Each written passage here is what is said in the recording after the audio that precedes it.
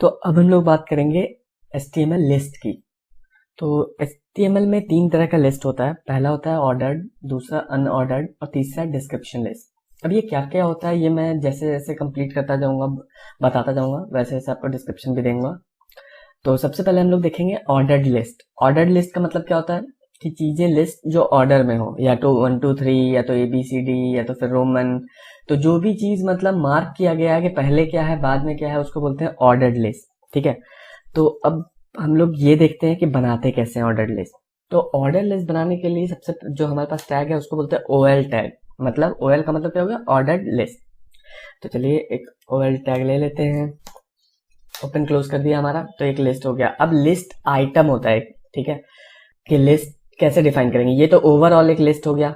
ठीक है, मान लो अगर मैं लिस्ट का नाम बना रहा हूँ तो किसी भी चीज का, ड्रिंक वगैरह का नाम बना रहा हूँ, पूरा लिस्ट का नाम। अब लिस्ट में आइटम होगा तो उसको कैसे देंगे, उसके लिए हमारे पास एक टैग होता है LI टैग। ये है, तो ये है लिस्ट आइटम। मतलब जितने भी आइटम होंगे सब हमें LI में रखना पड़ेगा। तो अगर मान लो हमारे पास लिस्ट है कॉफी, ठीक है, कॉफी हो गया। अब दूसरा लिस्ट है हमारे पास मिल्क, तीसरा लिस्ट हमारे पास हो सकता है टी। अब मैं इसको सेव कर देता हूँ। अब हम लोग इसको देखते हैं आउटपुट करके कि क्या आया हमारे पास। तो मैं इसको रिफ्रेश करूंगा और आप देखोगे हमारे पास एक लिस्ट बन के आ गया 1 2 3। ठीक है, तो बाय डिफॉल्ट क्या होता है कि न्यूमरिक होता है। ठीक है, तो इसलिए ये 1 2 3 आ गया है। यहाँ पे देख सकते हो आप, कॉफी, मिल्क और ये। तो ये था हमारा ऑर्डर लिस्ट। ये है कि ये क्या 1 2 3 से ही स्टार्ट होगा, हम कोई रैंडम नंबर से स्टार्ट नहीं कर सकते। तो हम लोग कर सकते हैं, उसके लिए हमारे पास एक एट्रीब्यूट होता है स्टार्ट। तो यहाँ पे हमें क्या करना पड़ेगा, OL में हमें बताना पड़ेगा कि कहाँ से स्टार्ट करना है ये नंबरिंग। तो स्टार्ट में हम लोग यहाँ पे दे सकते हैं, मान लो अब मैंने कर दिया 11। ठीक है, तो मैं इसको सेव कर देता हूँ। अब अगर आप यहाँ पे आके रिफ्रेश करोगे, देखोगे 11 12 13 ऐसे स्टार्ट हुआ। तो ये हो गया हमारा।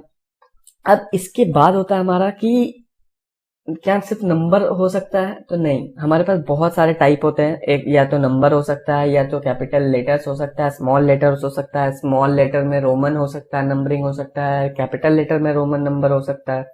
तो चलिए एक एक करके देखते हैं कि किस तरीके से हम लोग इसको कर सकते हैं। सबसे पहला हम लोग काम करते हैं कि ये स्टार्ट को मैं हटा देता हूँ, और यहाँ पे हमारे पास जो एट्रीब्यूट होता है इसको डिफाइन करने के लिए होता है टाइप।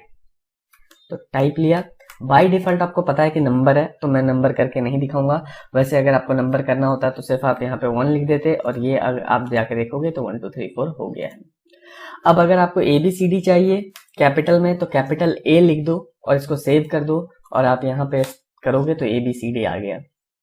तो अब हमारे पास दूसरा टाइप है स्मॉल लेटर। तो स्मॉल लेटर में A लिखते हैं, और अब आप यहाँ पे देखोगे तो स्मॉल लेटर में आ रहा होगा ABC।